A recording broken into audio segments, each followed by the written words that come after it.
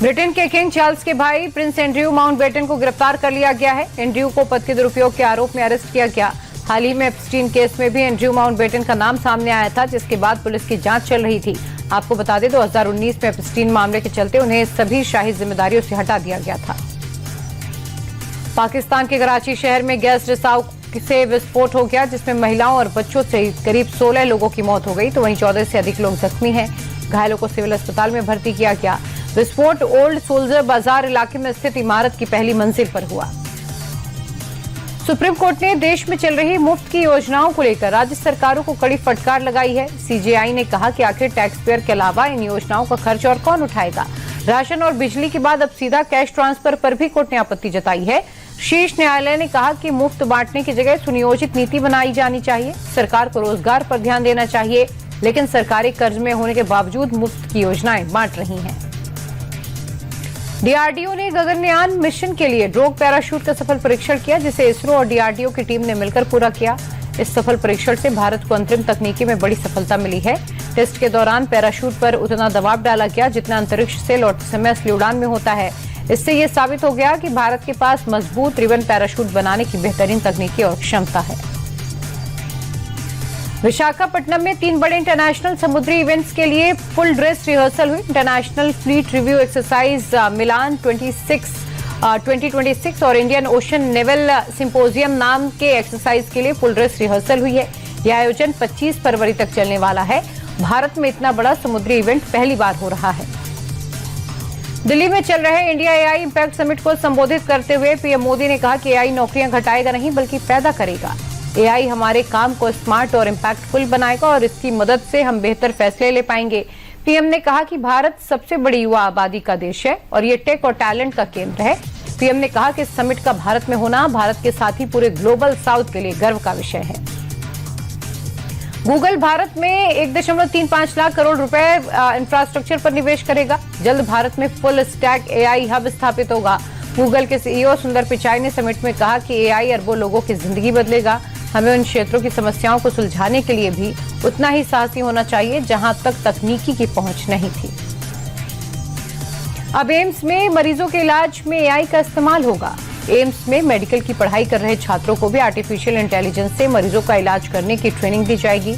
AI summit में भारत के दौरे पर आए फ्रांस के प्रेसिडेंट इमैनुअल मैक्रो ने इसकी शुरुआत की है। एआई समिट में शामिल विशेषज्ञों ने कहा कि गरीब वर्ग को कम मूल्य पर इलाज देने में आर्टिफिशियल इंटेलिजेंस बहुत मदद कर सकता है।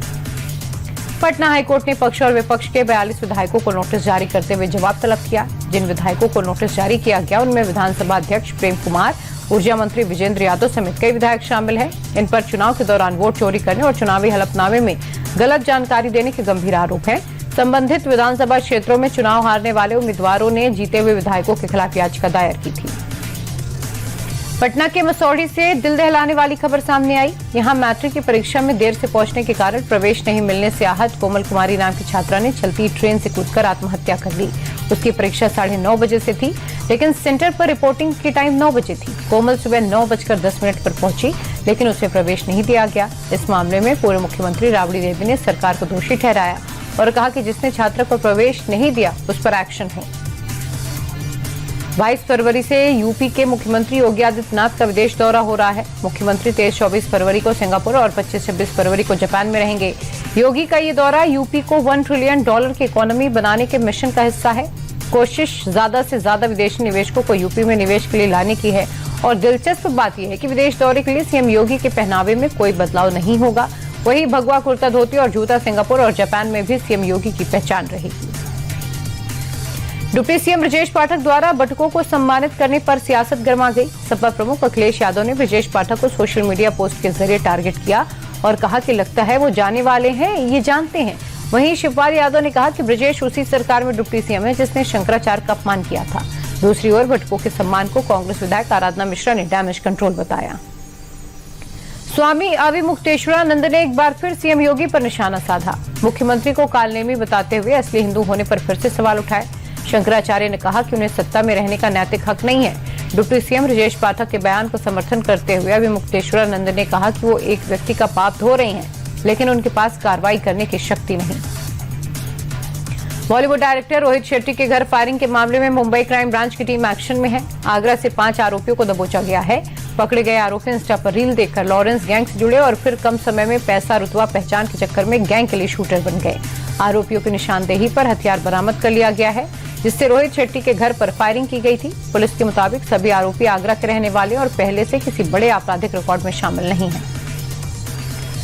घूसखोर पंडित फिल्म के नाम पर विवाद के बाद अब फिल्म मेकर नीरज पांडे ने सुप्रीम कोर्ट में हलफनामा देकर फिल्म का टाइटल वापस ले लिया है।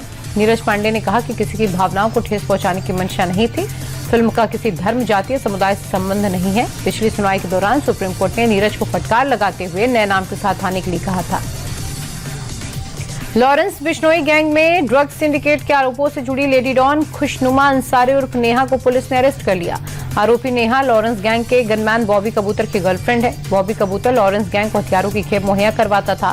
तो वहीं बॉबी की गर्लफ्रेंड मैडम जहर नॉर्थ ईस्ट दिल्ली में एक ब्यूटी पार्लर चलाती है और उसकी आड़ में बॉबी कबूतर और गैंग के गलत कामों का हिस्सा थी। हरियाणा के पानीपत में सीआरपीएफ की वर्दी पहनकर शराब तस्करी कर रहे गिरोह का भंडाफोड़ हुआ।